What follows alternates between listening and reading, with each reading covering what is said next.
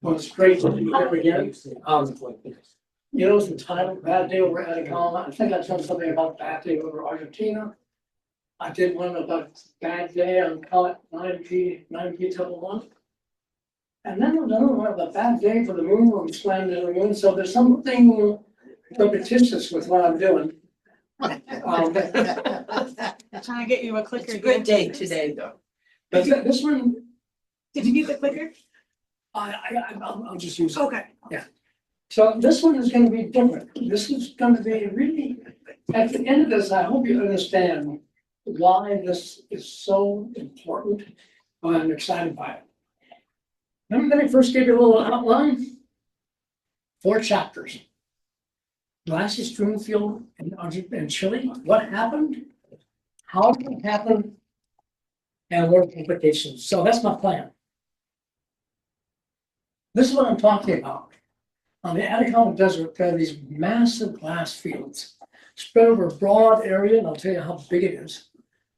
But as you walk along, you see these slabs of glass. It looks like clinker. It looks like somebody just dumped out their coal bin. And there's so much glass, our truck got stuck. And the only thing we could do was to pick up the glasses and put them under the wheels of the truck just to get out of there. It seemed to be criminal, but the glasses were about this big. I'll show you some examples. I have to let you know that this is just not my work. This is with Scott Harris, who did a lot of the petrology and Cometary. And Nicholas Blanco. They're in the Chilean, well, it's kind of like the USGS in Chile. Really important people because these are the people who determine where they get to mine for various things like copper. I got to give you some of the background of where we are. Obviously, you know where this is. These are the Andes. These things developed around 50 million years ago and went through several episodes, one of them around between 12 million and 5 million. This is the Altiplano. This is at the very top of the mountains. There's a large area, in fact, filled up with a giant lake. This is now called Papa del Tamaragal. And this is that whole region that is corresponded to the areas of these alluvial fans. And they're overlapping fans as they come down from the mountains. And there are 2 major wet times recently, one between 17,000 and 14,000 years ago, and the other one 13,800 to 9,700. That'll become more important as they go on. And then you notice these inside streams. Whenever they have change with these wet times, usually these wet times often are related to the melting of the glaciers. And they have these big inside streams right through these overlapping alluvial fans. And they go all the way down to the salt flats. This is the salars. This is where some of the best deposits of lithium exist in this area. In fact, we're seeing the mines down there. We were there at 2 different times and it's just expanded tremendously. Of course, it's ugly what they do, but that's what it is. There's something else really interesting. Right along the base, there is a thrust fault. The thrust fault created things, they blocked the groundwater. So as the groundwater was coming down from the melting glaciers, they would be stopped by the fault and then they would come up, lift up, and from the groundwater, if you didn't have too much water coming down from the Andes or rain, you would have this water coming up and they create these series of oases. One of them is the little town of Pica. And they have a freshwater stream there, or lake. And in fact, this became a whole series of them all along that fault. And this is also where the Inca Trail is. And while we were down there, we actually we walked right across the Inca Trail. We still saw the footprints. And I don't think they've been walking that distance since then, but they still are preserved. This is one of the driest areas on the planet. Only about 3 millimeters of water every year. That's it. Really, really tiny. It's just amazing how it lies. This kind of gives you a sense of the landscape. You can see the Andes in the background. You can see me walking over there in the foreground where I'm looking for some of the glasses. You can see the quebrada, channel that's cutting through, that feeds all the way back to the mountains. The other thing you might notice is that there's a little stream right here, and that stream is really the result of overbank deposits. There are these charges that would come down, even those white areas at top. When it would come down at such a high rate, it would spill over, and they would carve out additional accessory streams. But you can see how I did not see anything alive, except for, I think, a centipede, while I was digging something to use for you know what, which I didn't like. And the other one was one single flower. I have no idea where the water came from. So here's a general description. What we found with these glasses, 2 centimeters, as you know, is a little bit less than an inch. These are big masses. I'll show you some. These are thick, folded, twisted, and dark green.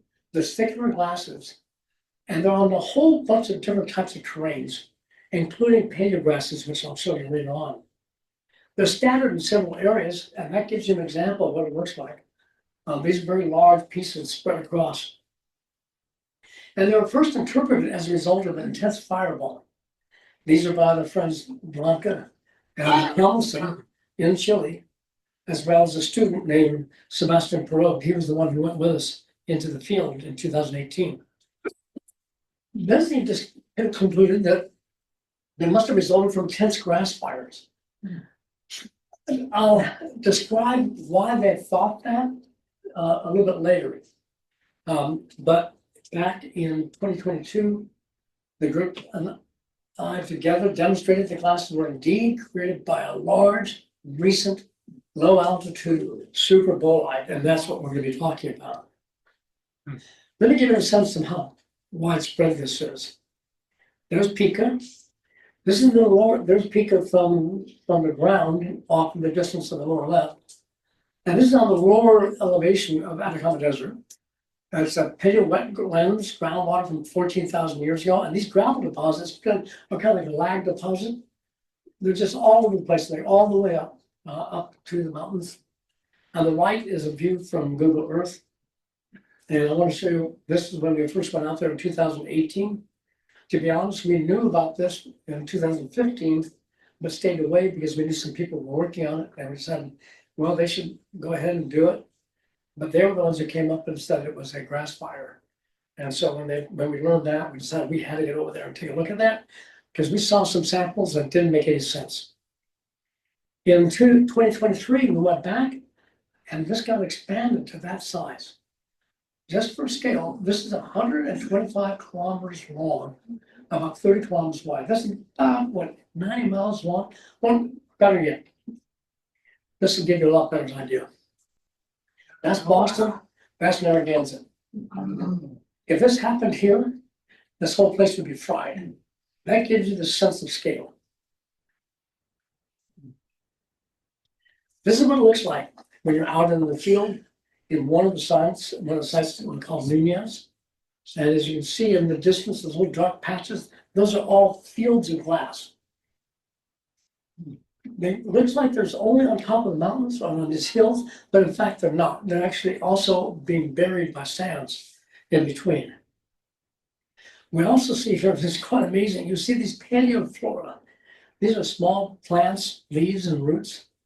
And when you look at them close up, they look like little cities. As you walk across it, you feel like you're violating things because they crunch, and you know you just destroyed a beautifully preserved fossil. But you have to get to the place you're going, so you end up stepping on. Let me talk a little bit about the distribution of these glasses. They often occur in clusters and fields, and they sometimes occur in these little silty mounds, but they don't always occur there. Some are associated with alluvial pebbles.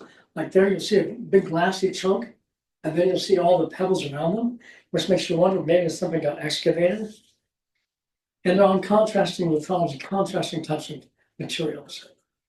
Peter, what's that whitish looking square thing in that image? Oh, that's my GSA ruler. That's my tape measure you get from GSA. And I'll use that for scale. So thank you for saying that, because that's exactly right. That tells you how big it is. That's about this big. Okay. Oh, And in fact, you can see it down here, like really nice. Yeah. There. thought it was the top of a house. Yeah, that's my cigarettes. I got. So this is what they look like. I'll give you a kind of quick tour. If you saw this, you wouldn't think this is anything. The vesicular, the green, black slabs. Some of them are absolutely beautiful when you get really close up. That's a peso, by the way. That's not really quite a peso. And then you see this texture. It looks like things were molten and just got rapidly cooled.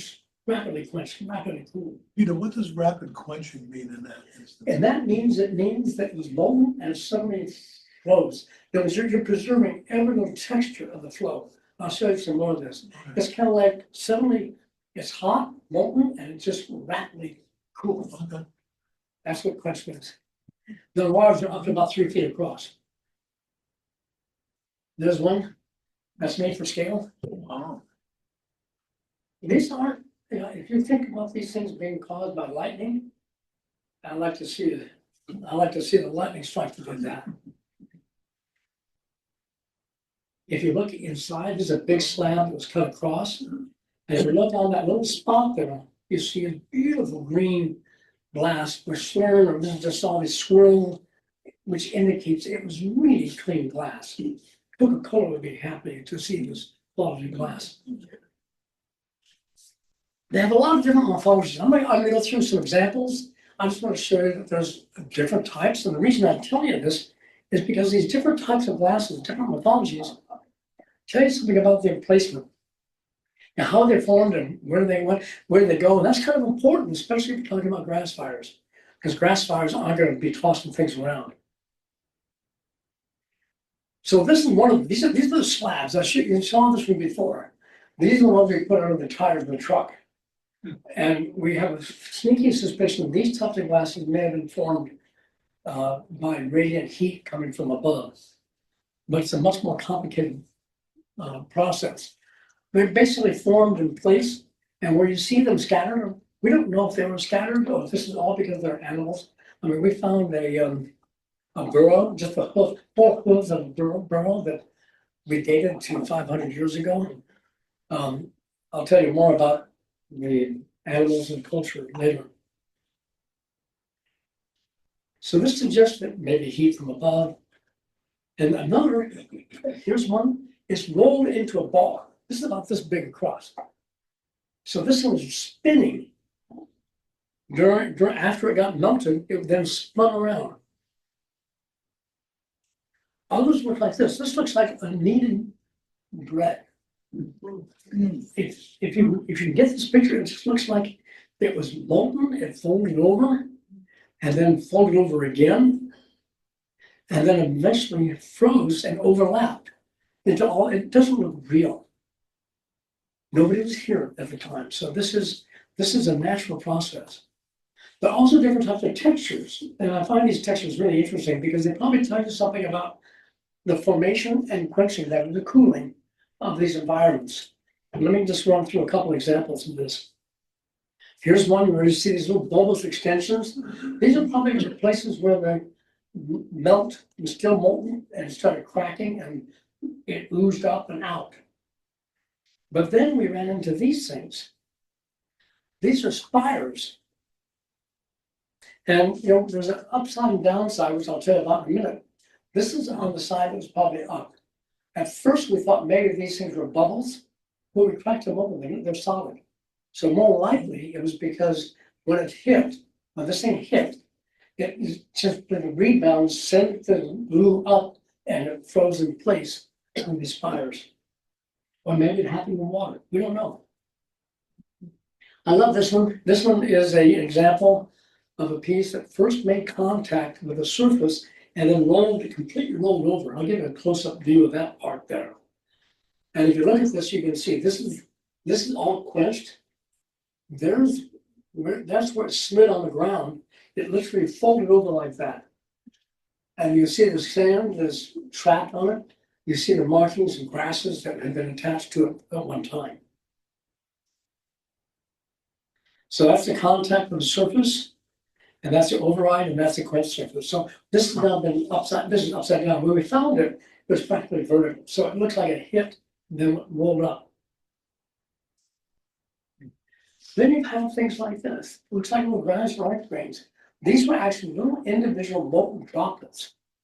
And then they merged into one big mass, reassembled and then twisted together. So that's the big piece that you're seeing there is just this portion here.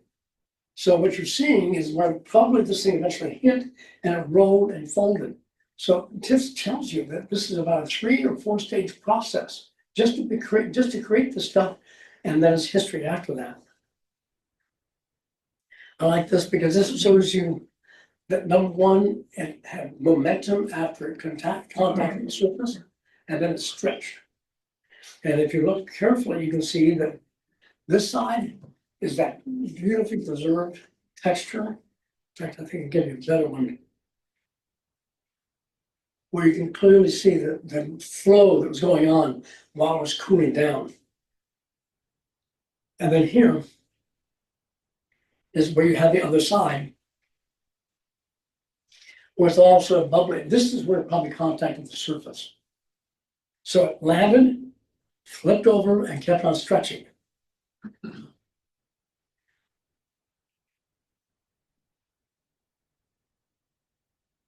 One of them was really cute. This is a little ball. It looks like a rolling droplet. Turns out this little guy, about 1 inch across. It's like a target for the, Pardon? what's that heated plate on it? It looks like this one, probably, I think this one has a lot of meteorite material in its side. They throw a rock, so yeah. Again, this folded and rolled is a very typical thing, where there you can see there's a seam inside. There are also places where they seem to be grass tune fields. There's almost like they're ballistic. They have trapped flora, paleo grasses inside. And these surface textures, like I mentioned, are telling you something about the process, which I won't go into here. But then I have to question, what the devil happened? What would produce this much material over such a broad area? So that requires field evidence. We had to get into the field to do this. And let me give you some examples that we saw. There's some things you do when you do this type of work. Sometimes it's because you just speculate about it and say, well, this is what happens. There's a big fireball up there. There's a lot of heat. It just boils everything, and that's what you get. And then you start going to the field, and this is what you see. This just looks like a mess, right? Well, not really. If you look at this a little bit more carefully, that's a main glob. It's surrounded by an extension of a glob. That extension goes all the way around here. So this is where it plopped and squeezed. And as it squeezed, it broke apart and sent out these extensions just because of the momentum. And then if you look, when you can't see it, I know for the fact, there's other dribbles out here. So this is something that actually hit, splashed, broke apart, and kept it going. This is not lightning. Here's another one. This one hit here. It rolled and froze, but when it came down and hit, pieces came off the edges and they simply sprayed out. So you're seeing these things being captured, frozen in time. Some of them are even more impressive. This one I actually didn't realize until I saw it in the images. Where it's very clear when you look at the textures that this was a case of where that material, the dirt or soil, was literally folding over and inverted so that the glasses were covered by the clay. We even found places like this, what looks like there's a ring of glass around it. And we've been there. In fact, it looks like this one area was probably stripped away and glasses were plopped around the edges. So this raises a question: if this thing was from a big fireball, a big event, which way was it going? Because clearly you see this oblong shape. By the way, that's the lithium deposit. That's what they're mining right now. This is an old image. It's now about that big, about the size of my hand. Just wait till they do this to the salt sea. So which is it? Is it coming from the north, coming from the south? We thought first it was coming from the north. And then we were out there in the field and we started noticing that there are assemblages where it looked like there's a big chunk here and then it trailed off. So we think now this is probably coming from the south. In fact, when we were there, we had on our last trip a year ago, we discovered that in fact, all the glasses are literally on the south facing side. On the north facing side, nothing at all. And that kind of tells you that this has to be related to a preference for stuff coming in from the south. We wouldn't be able to say that unless we're in the field. So let me summarize some of these observations here. This is just a general illustration of saying whatever the character is, strewn field concentration, glass size, is increasing down to the bottom. So if you look at the strewn field size, it's from north to south. For the concentration, that is in their cluster, that's north to south. The size of the glass generally goes from north to south. Folding and rolling, the most extreme examples are to the south. And surface effects, that is where it looks like we blasted the surface, north to south. So all this indicates the most intense effects are down here, the less intense are up there. So this really suggests we know the angle, the direction, and probably the angle. So, what melted the soils? I'm showing you this piece because I want to really dramatize why somebody thought they might be grasses. These are grass imprints. And if you take a real close look at that, you can see the textures. This looks like somehow the grasses were involved. In fact, when you look at the composition of the grass, it's almost identical to the composition of the glass. So there's a reason why people may have thought that. So why not grass fires? Well, why not humans? Okay, maybe this is all just part of some sort of furnace or something. And why an airburst? So why not grass fires? Well, here you can see where the glasses are. Now let's take a real quick look at this thing close up. And you can see up here, all that stuff there, those are individual grains of grass. So it's sitting on top of it. And what I want to do is take a quick look at this one area right down here. Oh, let me first answer the question. The glasses, they're just way too large to be the result of grass fire. Fires generate, in other words, just to generate about a millimeter thick of glass, they had to have about a 30-foot tall hail bay fire. That was the basis of their paper to say this was caused by grass fires.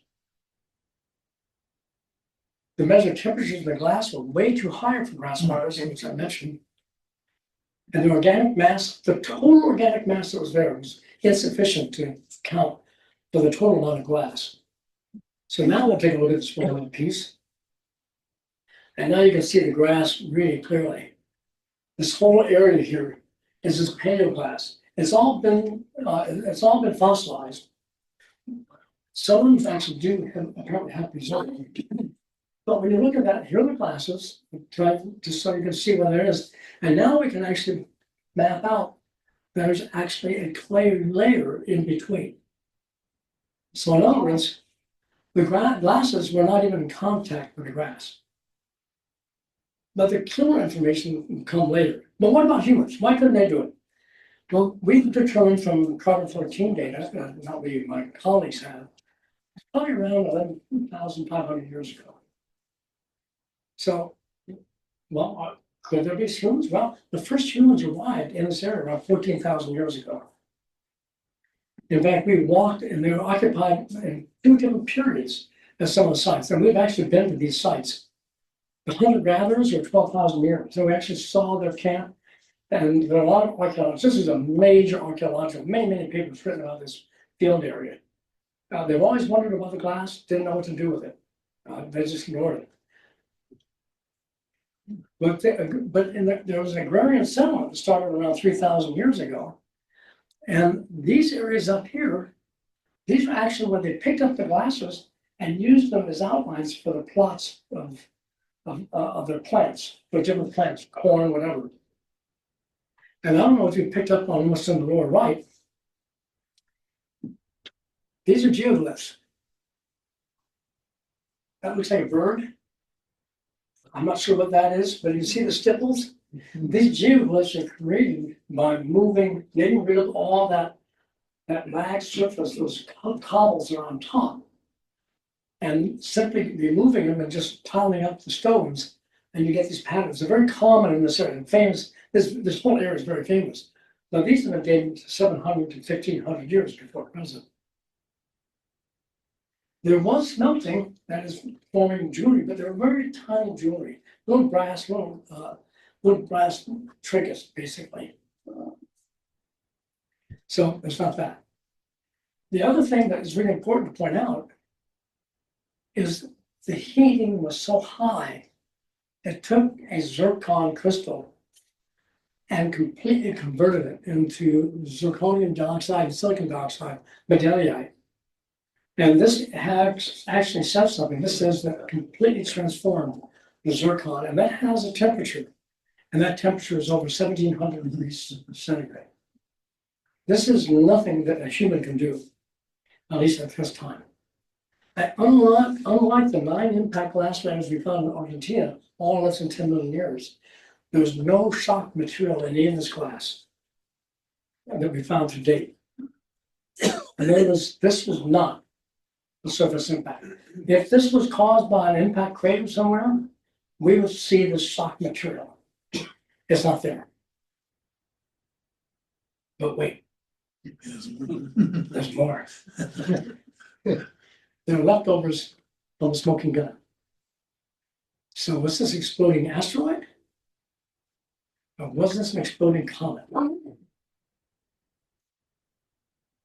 It turns out the glasses actually hold this clue, and this is the work of my colleague Scott Harris, who was once one of my students.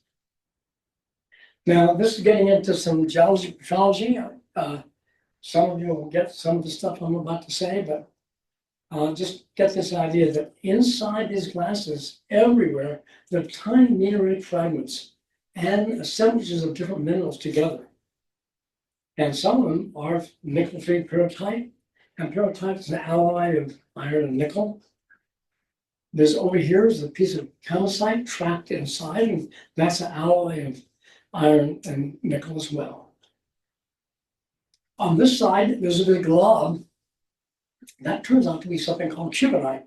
Cubonite is a very rare copper iron sulfide, but this one actually also has chlorine-bearing clay.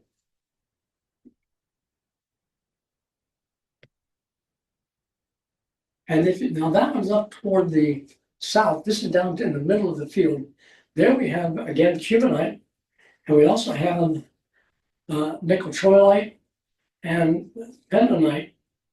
All these things are interesting because they're telling us something about what caused it. These are unique to certain types of meteorites, but we find them in almost every location.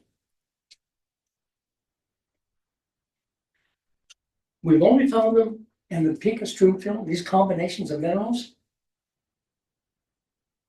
We found them in the material brought back in stardust from Cometville 2. Identical mineral assemblages that we find in these glasses, we find associated with the from stardust. CI chondrites, and experimental petrology, where they specifically designed the experiment to model the cometary metamorphism. And this was trying to understand the stuff they're getting back from stardust. So the only conditions they could create would be those that matched their comet. So it's a little bit more complicated than that, but I will put these things up. There's an evolved metal component, and there's also some that are really pristine refractory components. But down here, it points to a primitive component that is some sort of aqueously altered, what's called CIs, from a carbonaceous chondrite. So what is the source for this? One will be a volatile rich carbonaceous rubble pile, like Bennu. The other would be comet, like stardust, going to build two. The other possibility, these are basically the same thing. I mean, it's very interesting, the fact that Bennu is volatile rich, and they think now it's one of these water worlds that somehow find its place in its present orbit. So now this raises a question. Okay, fine enough. But you know what? It looks like this got really far down in the atmosphere. It didn't explode high up. It's too scattered. How could it couldn't cover that much area? So how could it get through the atmosphere?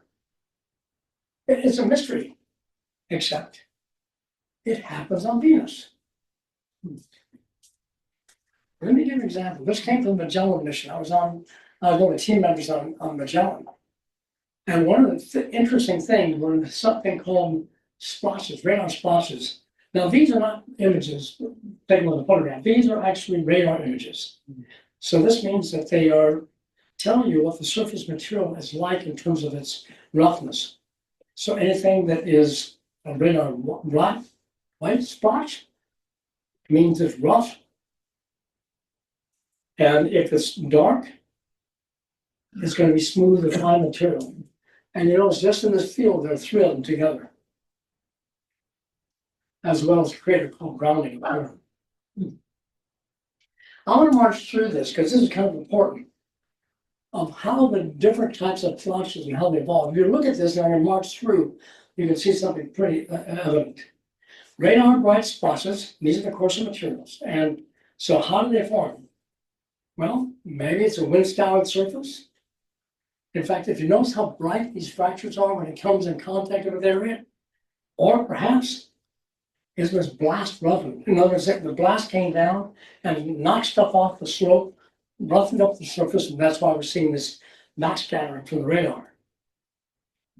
The other possibility, and we'll go over here to this guy, you notice now we have an inner radar dark material, and it's surrounded by the bright, but you notice it's getting smaller. And you wonder, well, what is that dark stuff? Well, it's fine stuff. It could be melt maps. It could actually be 10 meteoric material. It came down and sprinkled in. So let's go to this one. Now it's getting even smaller, the blast part, but you know what's inside? That's a tiny crater, or multiple craters.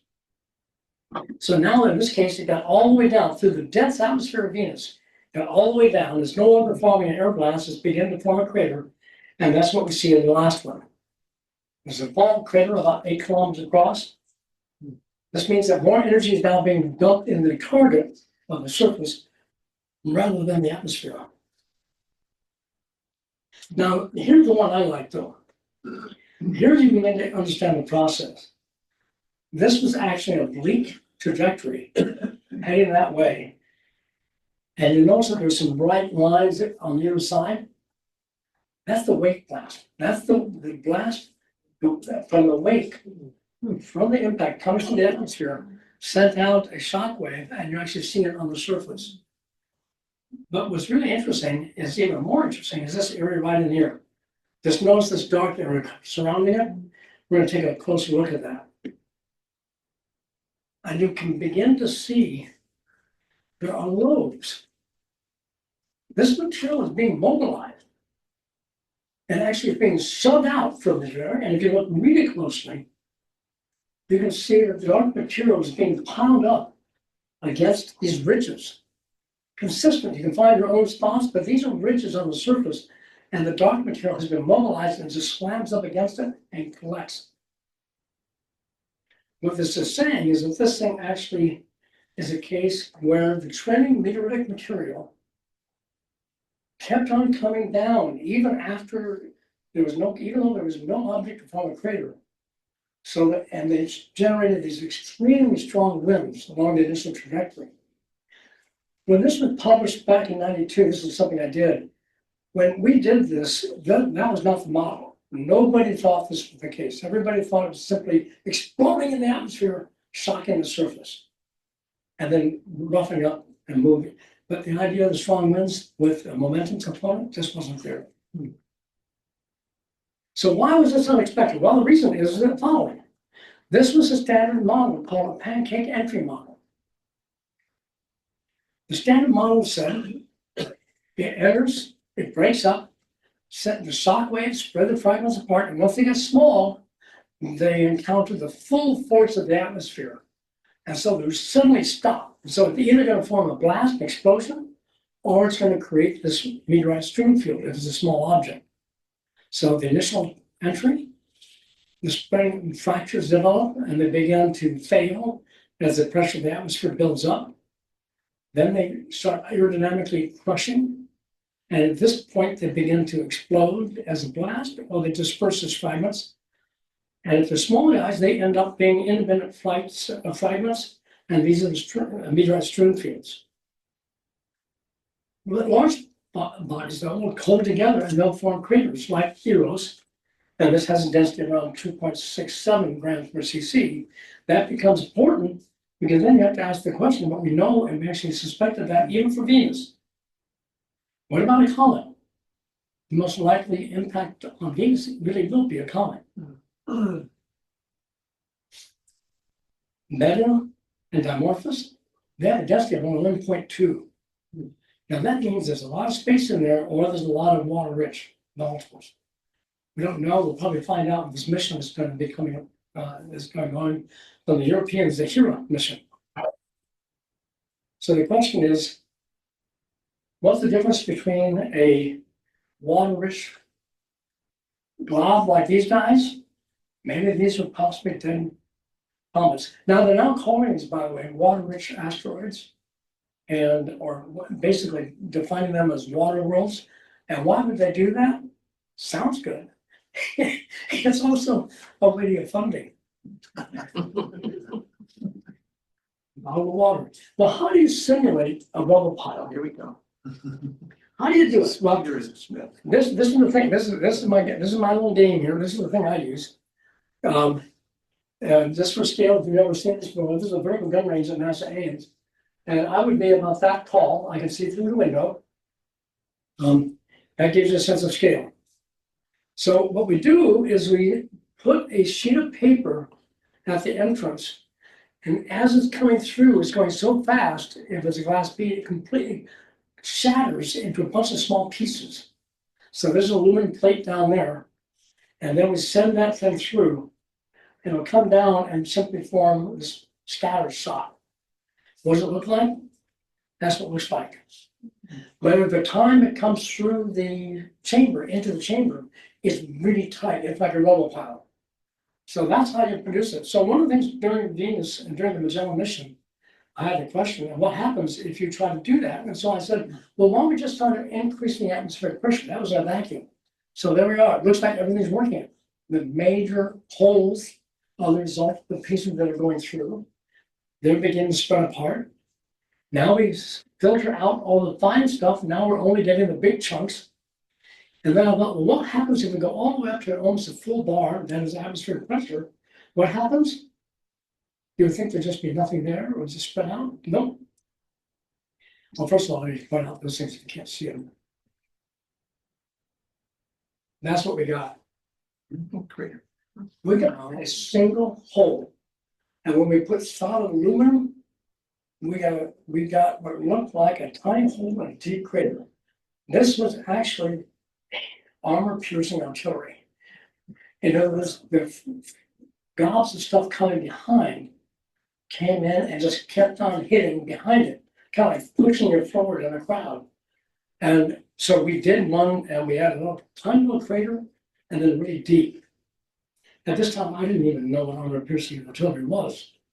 So why? How does this work? I mean, we have a model that seemed to be working. People have been happy with this for 30, 40 years. Well, it turns out we made some shadow graphs. This is where we put parallel light, and we have a camera. This parallel light is not even a camera. You put the plates, in this case, Polaroid film inside, and we can see the shock waves coming down. And sure enough, they are spreading apart. Then, as you start increasing atmospheric pressure, they seem to get rid of the small stuff. Everything's behaving itself, and then you went to a full bar pressure, That's what you got. And you notice what's in there. This is filled with all the fragments are completely contained within this mock cone. So this is kind of like a flock of geese on steroids, or a big supersonic. It's also like a stream. In other words, if you put a big glob of sand in flowing water, it will automatically reshape itself. It'll reshape itself into a way to reduce the amount of aerodynamic drag. That's what fluids do, especially if they're mobile. And in fact, there's a Sandia computer model that basically did the same thing, but more of it not by individual particles, but by fluid dynamics. So here's something I tried to do. Now let's take a look at this now. I measured how fast they were coming down. If you had a solid sphere, a 1/4 inch, that's how far you down the chamber you would go, and that's how much it would change its speed.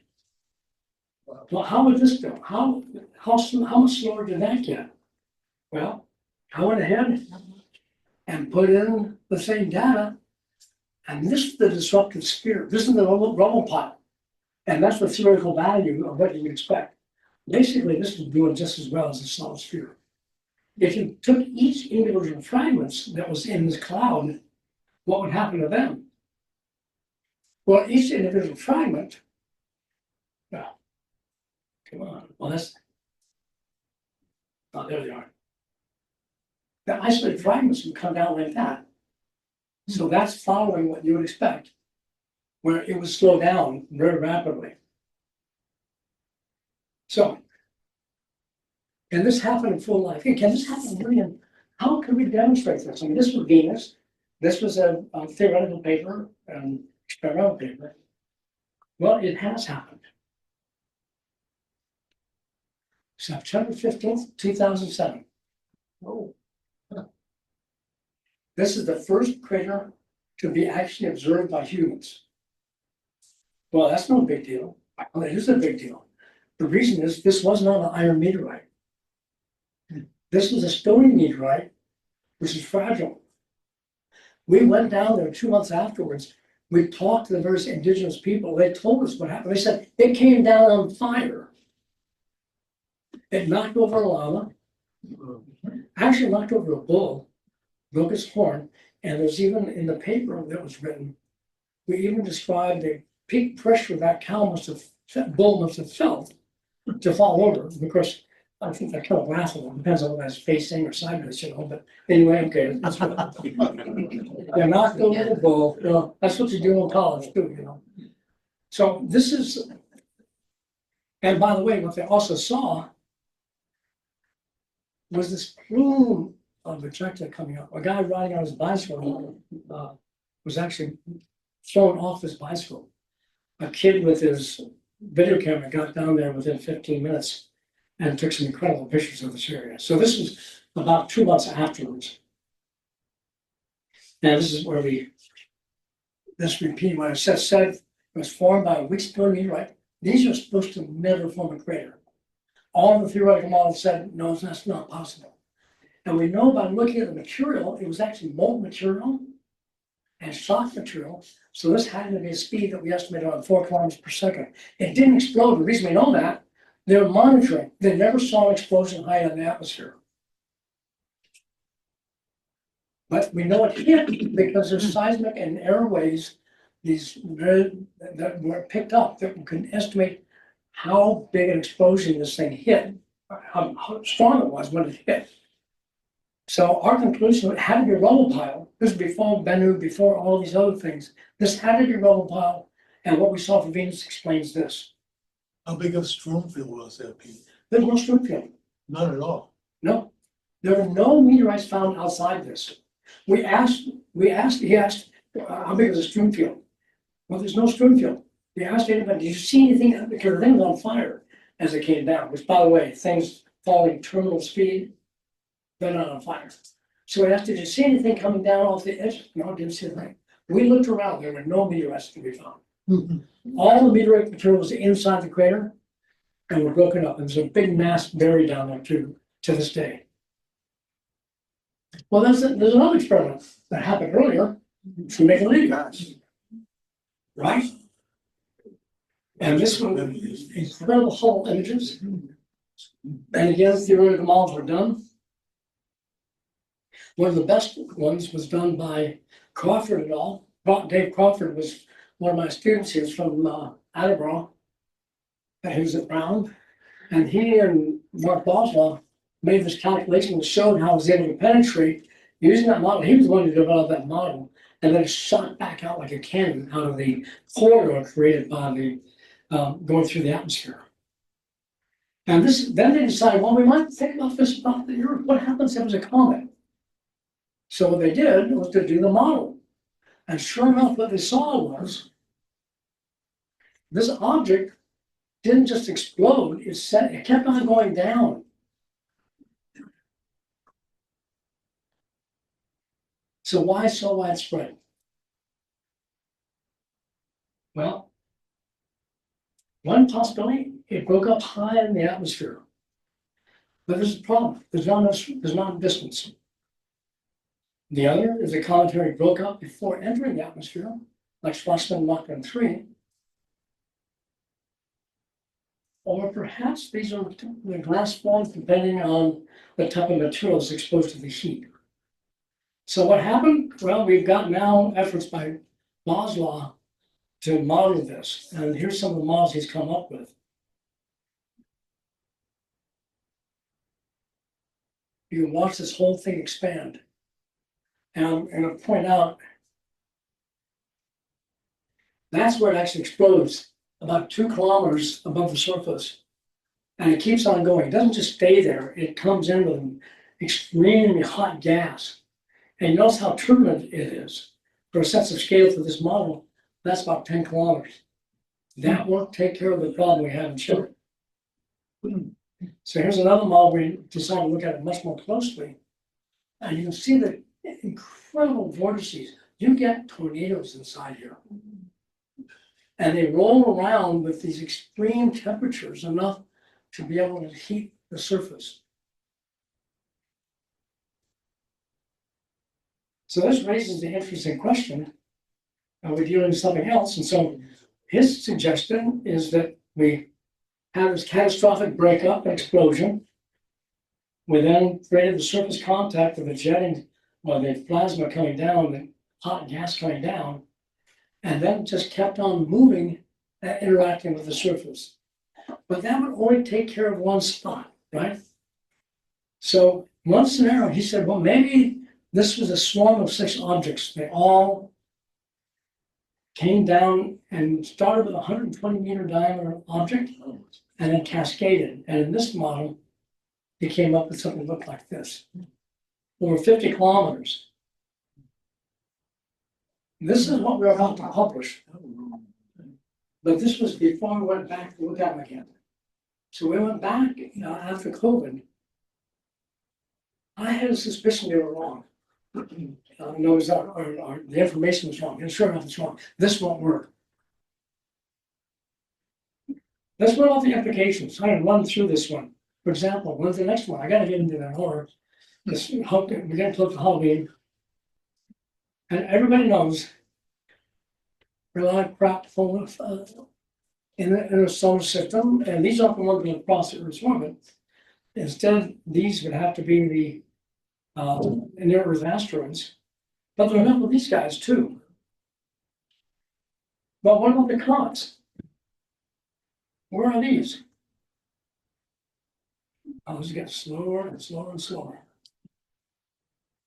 Well, we know that the short period comets, this is really relevant now that we got what's coming up tonight and coming up in October, November. There are short period comets called the Jupiter family. And this is the one Rosetta went to, period about 6.5 years. The short period Halley type, these are coming out of the Kuiper belt, like Halley's comet. Beyond what we've met to. Then we have the long period, they're coming out of the Oort cloud. And you've probably heard that there's now an outer Kuiper belt. So there's another reservoir of these guys out there. And that's like coinciding spring. And then we get these crazy guys that are interstellar. You never know when these are gonna come. You can't predict. In fact, the long periods, you can't really predict. Unless you base it on whatever data we have over the last 200 years or what, if you have it. So, how do you estimate the rate? Well, it's based on a short period, you can do that. You can look at Jupiter family, cover out objects and figure out periods. That make an estimate, but there are many unknowns. We don't know how many of them have been undetected or not recognized. What about the size distribution? We don't know that. And we don't know what the contribution is from these things breaking up when they come in, like the Schultz family, like the one in October is coming up. There's some estimates that 2 to 3% of the object hitting the Earth will be cometary. If we could only identify impact craters caused by comets, that would be something. This has been something I've dreamt about. You can't do this on the moon. The reason you can't do it on the moon because everything goes away, and so you lose it. It turns out, when I was thinking about this, I was working on another project and discovered, wait a minute. You realize one of the spacecraft had a infrared camera imaging. So this was nighttime thermal. So what it does, it actually reveals what is bright is stuff that's coarse, just like the material that you find like sandy. It's kind of like radar, but in this case it's thermal infrared emitting at nighttime. Or if it's fine material, it's going to be dark. Now, I don't know if you've noticed this yet, but there's some other interesting features in this picture. And that is right there. You notice that these things are radial streaks. These are not. These are coming. Now, what are these radial streaks? Well, let me show you. You think, well, that's ejected. That's what a lot of people assume. That's simply ejected coming out of the crater. No, it's not. These are pre-existing craters and ridges.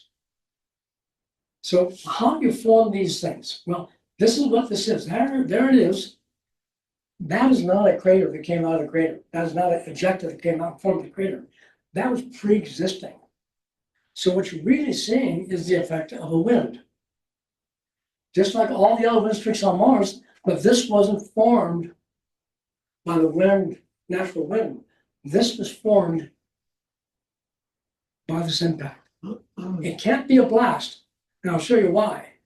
This has to be continuous because you have to pick up the material and roll them around in this vortex, remove them and deposit them. It's a long process. So that got us thinking, what if we can model that in the laboratory? And what would happen if we could model this with using either a blast wind or impact vapor wind? So if it's impact vapor, it'll continue to expand and it can form these types of things. So here we go.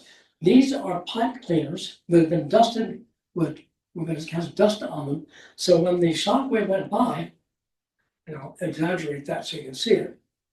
When it went by, you actually see the stuff coming off of it.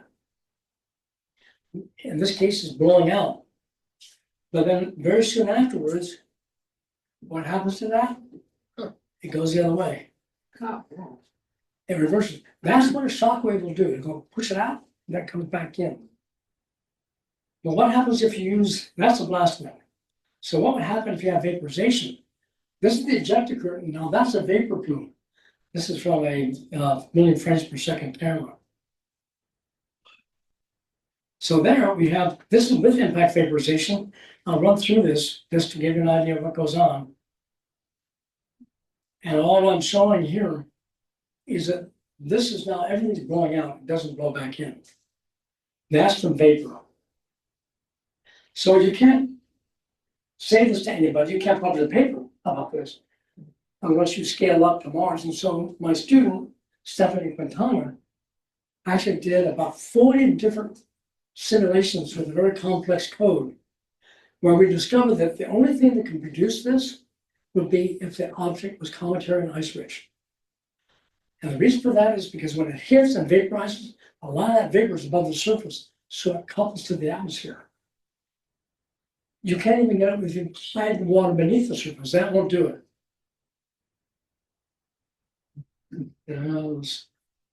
So well, that's our suggestion. So if that's the case, we can use this for the number of craters that have these wind streaks on Mars. We decided to see if we could calculate the rate and then see if it's the same thing for the Earth. Here's what we found. We found 12 craters less than about 2 billion years old that had wind streaks more than about 5. And then if you have 6 craters with more than 6 wind streaks, 1.4% of the total crater population on Mars will be due to a comet, if our hypothesis is correct. 4 craters have more than 20 wind streaks, and that means about 1% of the population. Now that's kind of an interesting number, because now if you extrapolate to the Earth has many more comets. We're closer in, the orbits were squeezed down, so to speak. So for the Earth, what does that mean? On Earth, 2.7 corresponds to 18% of the population. That's really high. That's not 2%. Okay, now what happens if you have 6 craters with 6 wind streaks?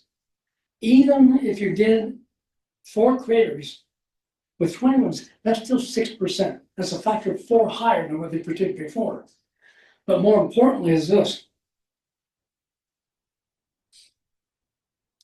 This does not include dead comets or icy asteroids like Bennu and Mayuga. These rubble piles. That suggests to us that an object that could have come in and did what it did in Chile may not have been something big, maybe about 100 meters or so, but completely broke apart and crashed into the surface. So now we think, well, maybe it's a breakup of supercomet, or it applies to large objects. I don't know what that means there. Anyway, cometary impacts should be considered a threat, but they're terribly difficult to predict. So where are we now? Here are the lessons we've learned. This is, by the way, what this looks like as a truck for scale. The Pika glasses provide a unique record of this near-surface airburst. It's probably the only place in the world that has it this well preserved. And it tells us details we've never had a chance to look at before. Elsewhere on the Earth, this record will be lost. There are places that have these glasses distributed, but you can't put them in context. They're usually over 100,000 years old. This is only 11,000. Or they're being ignored because it just looks like slag. It also suggests by the numbers that we just gave you, these airbursts may be a lot more common than we previously believed.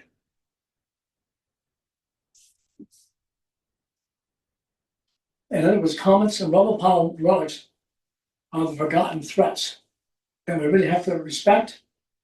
And nothing else. This was a bad day over the other comet. Where next? So with that, sleep tight.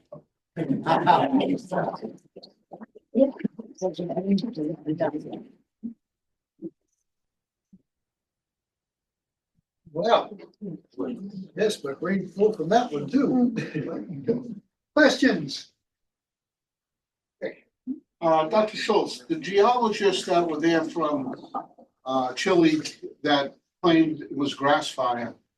Well, they came from France. Okay, how hot do you have to get to melt the sand? You realize it's very difficult to do. And a lot of it is actually the melted portions of the grass, not the sand.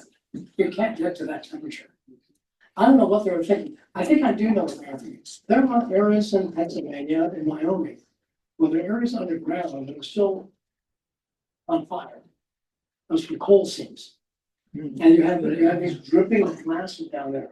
One of the guys that suggested this as a hypothesis argued that, well, we have a mechanism. Now, let me be fair with it. When they looked at these glasses, they found several things they didn't understand. Number one, they checked on the magnetic fields from the glasses, and they found out that magnetic fields were variable. And they found out that the direction of the magnetic field changed. So they decided, well, that means that must have come from different times. No. Not really, because when you have something like this, you can't create what they call a Faraday cage. You basically shield the magnetic field while the stuff is being molten and while they get to cool. So you would not get a constant. We've done that in the laboratory. We know that can happen. So that doesn't hold. Another reason they thought, well, when they looked at, they dated the soils around the glasses, and they had all these different ranges of glass ages, at least the soils where they were formed from. Well, again, they conclude that means that they must have been done over a long period of time. How to do that? You're gonna have to grass fires. Well, the trouble is, when you walk across that area, you know you're walking across something that may be 3 million years old to maybe 6,000 years old. You wouldn't even know the difference. It's a desert. It's beautifully preserved. So when they made that conclusion, they didn't think through the idea that all these glasses could be formed from these different age materials. It doesn't tell you the age of what happened. Well, you, at one point, you made a comment that, in order to generate this glass, you'd have to have a 30-foot tall pile of grass burning. I mean, are we talking even at that ancient period, are we talking tumbleweed? I mean, No, is it sparse? I don't know if you saw that grass, the abandoned grass. And this is all along one of those rivers that was coming down. That whole area was filled with trees Okay, and a lot of grass. And there is a map. So I can understand that with all these other things facing them, it was inconsistent with the idea of a single event. They didn't know what else to do. But they didn't have anybody who had impact expertise. They also didn't find any of the meteoritic components. And they also didn't find the high temperature components in there. We have no idea why they couldn't find that. do you know if they've read your work? Oh, yeah. We've had some interesting, and we've had interesting discussions in the press. Have they come around? Oh, no. The French. Gotcha. Well, and so we're sort of, we still don't understand why they didn't see this. Why didn't they go to somebody to find out why? But that's the mystery. One cynical idea was, well, maybe this was a ruse, so somebody could come back and discover it themselves all over again. I think that's a little bit too complicated. Because my name's on the paper for crying out loud. Any idea how big the body was? Yeah, that's what I asked. Yeah, no, we don't. In fact, we don't know body, we don't. The We rubble don't, pile? no, we don't know. And some in fact, there's a battle going on the theoreticians. We have some people from Lawrence Livermore, some people from Sandia, and some people from Los Alamos doing these calculations. This has become hot because now if you go back to Venus, we're going to be doing this all over again. And it's also relevant now because there's a whole section of NASA looking at threats. If we're right, you should be worried about these airbursts. Because it's getting back to the point. I think they ignored comets when they were not looking at comets at all. And we're trying to say that now you've got to look at comets.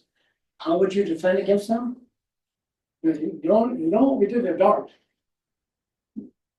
But I think it'd be very difficult with a comet. You probably have to break it up, you're gonna have to give it a really good shot, maybe a nuke. Because in this case, you're not gonna see it. And when the nuke, the idea is, the model, you don't nuke the object. You explode it off the object. So when it explodes here, it sends gamma rays and X-rays that creates a very hot plasma. And it creates a jet engine on the asteroid in the body. And that's what moves its orbit. Gotcha. You're not exploding the object, you're moving it. With one of my students who may be giving a talk here, she actually did the calculations and still involved with it. So to answer your question, I don't know. It's a normal pile. It could have been 100 meters. That's not even that big for a comet. It's not very big. No, but that's where all the problems, that's even got to. We have, when you get down to small comets, put that there.